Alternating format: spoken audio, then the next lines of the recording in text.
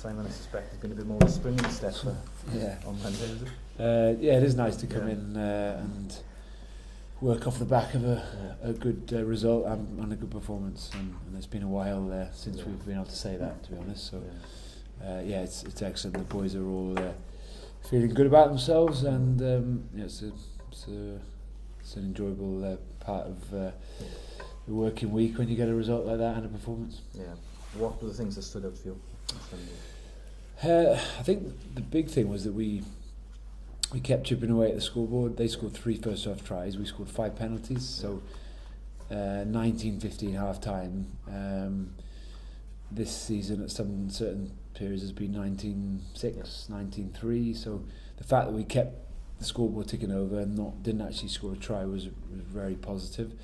We didn't take the lead to the 60th minute either, so we stayed in the game, stayed in the kind of the cliches, the arm wrestle, and we stayed in that against a fairly experienced Leicester team for large parts of the game. And then probably all that hard work and all that game management, all the bits that we put into place for the first 60-70 minutes then started to pay off in the last 12 minutes where we scored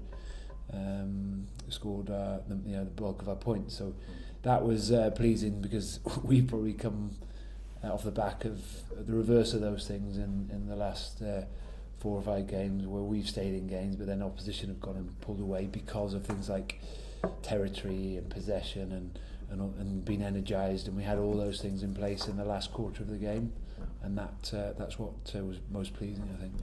Have they given you a few boys, given you a couple of selection headaches? Yeah, definitely.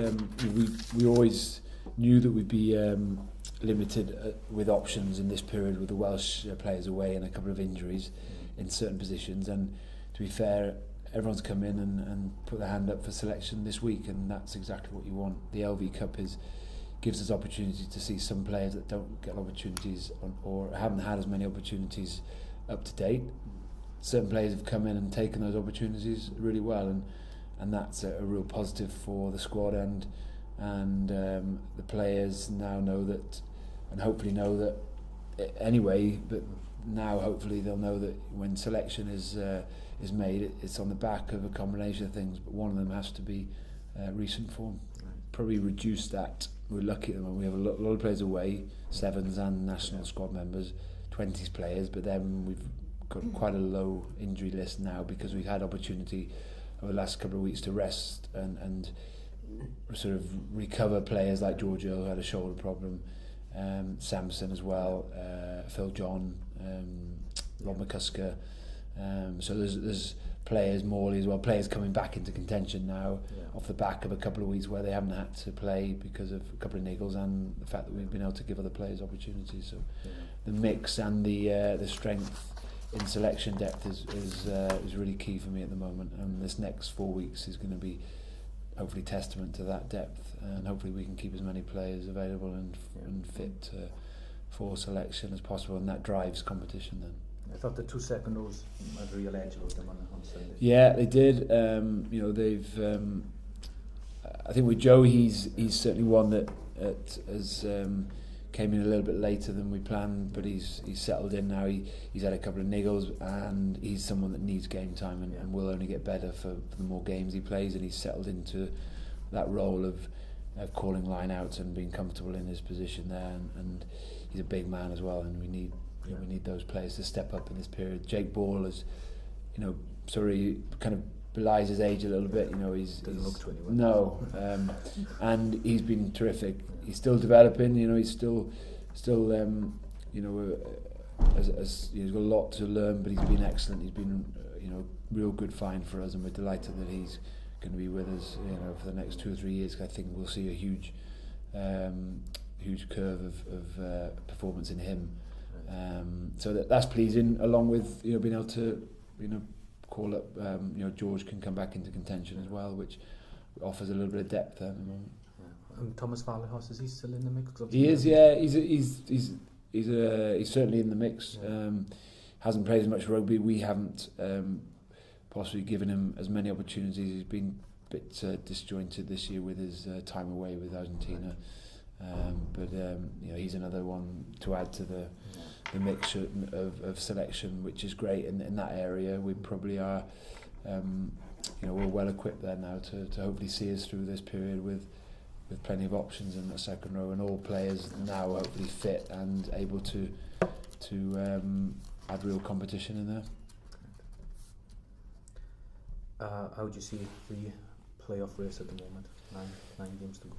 Is it just top 6, or do you see sides from outside the top No, 6? I think you put a run of games together from any position, probably even if you're at 25, 26 points, I think you can still start to put a bit of a run together, and there's still 45 points up for grabs, isn't there? So it's there's sides. We got to 65 points last year, did we? We just missed out on the playoffs. So sides on 25 points can still realistically get there. We are early season form has put us in a relatively strong position, but we need to make sure these next 4 games deliver us as many points as we can get to take us back into that top 4 and hopefully push on a bit further then with a fairly good ending to the season in terms of the sort of round robin fixtures. It's last 3 at home, is it? Yeah, Blues, Treviso and Glasgow all at home, which is does hopefully give us a bit to look forward to, but we've got to put set the platform now over the next 4 weeks.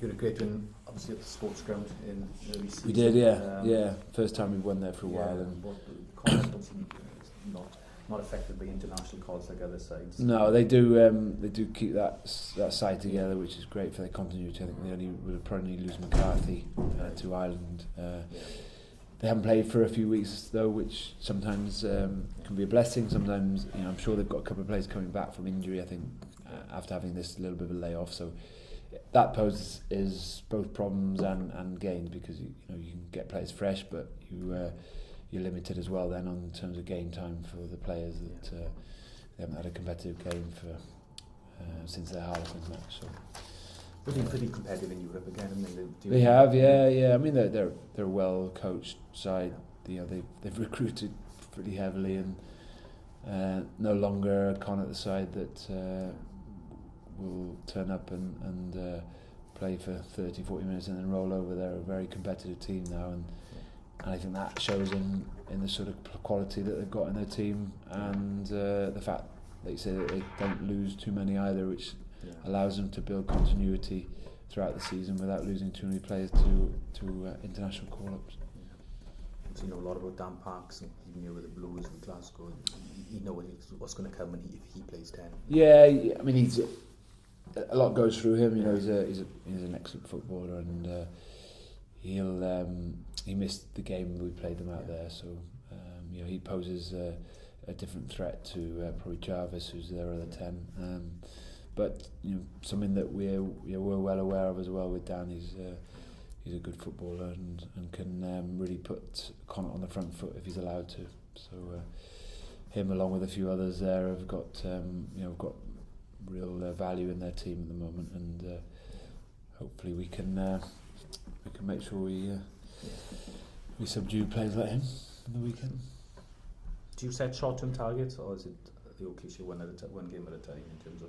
Because you talked about blocks in the season, is it? Yeah, no, we've got sort of phase targets. We're into our 4th phase at the moment, and with that we have got certain targets within this phase, and a lot of it is, I suppose, yes, you'd want to win all 4, and you want to get it back into the top 2 and all those things, which can only happen if you put things in place, and if you get certain things right within your game, those things will more often than not be the result of that hard work and getting your execution and your decision making right, which we saw on the large part on the weekend against Leicester. We saw a lot of that good stuff come out in that game, and we've been working very hard over the last couple of months to implement that, and we haven't always been able to do it. And I think the last couple of weeks has been good, but the last 7 or 8 weeks as well has been us trying to put a lot of that into place and not always getting the execution and the decision making. We got a lot of that on the weekend, which was good.